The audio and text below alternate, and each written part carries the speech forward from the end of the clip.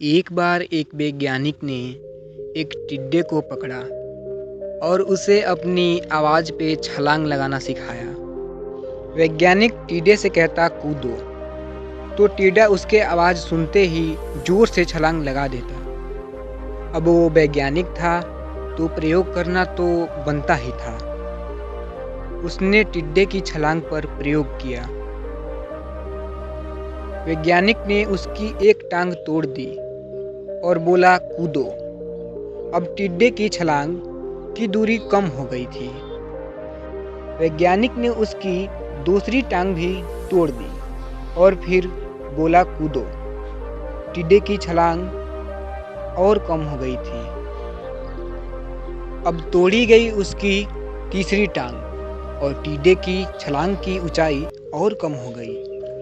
एक एक करके बेचारे टिड्डे की सारी टांगें तोड़ दी गई और जब आखिरी टांग टूटने पर उसे कहा गया कूदो, तो वह हिल भी नहीं पाया। अब वैज्ञानिक ने अपना निष्कर्ष अपनी डायरी में लिखा। जानते हो उसने क्या लिखा?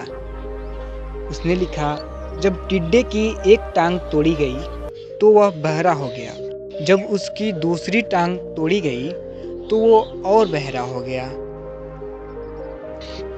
हर टांग टूटने के साथ वो और बहरा होता गया और सारी टांग टूटने के बाद वो बिल्कुल बहरा हो गया और उस पर जोर जोर से चिल्लाने का भी कोई असर नहीं हुआ।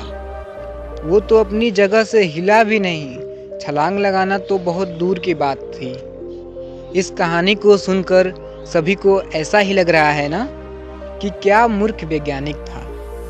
इतनी सीधी सी बात उसको समझ में भी नहीं आई। या कुछ लोग ऐसा भी सोच रहे होंगे कि ये तो किसी बच्चे को भी पता है कि टिड्डे की छलांग उसके टांग टूटने की वजह से कम होती जा रही थी, न कि वो बहरा हो गया था।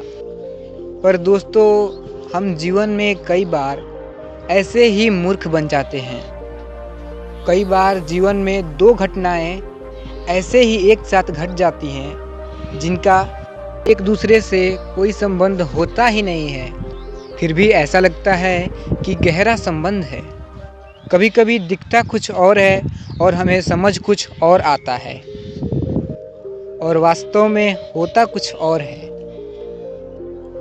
इसलिए अगर पछताना नहीं है तो जीवन में जल्दबाजी में कोई निर्णय ना लें। हमेशा समझ बूझ कर निर्णय लें, सावधानी बरतें, हमेशा चीज़ें सोच विचार कर ही निकालें। दोस्तों, आपको ये छोटी छोटी कहानियाँ और छोटी सीख कैसी लग रही है, हमें कमेंट में ज़रूर बताएं। धन्यवाद।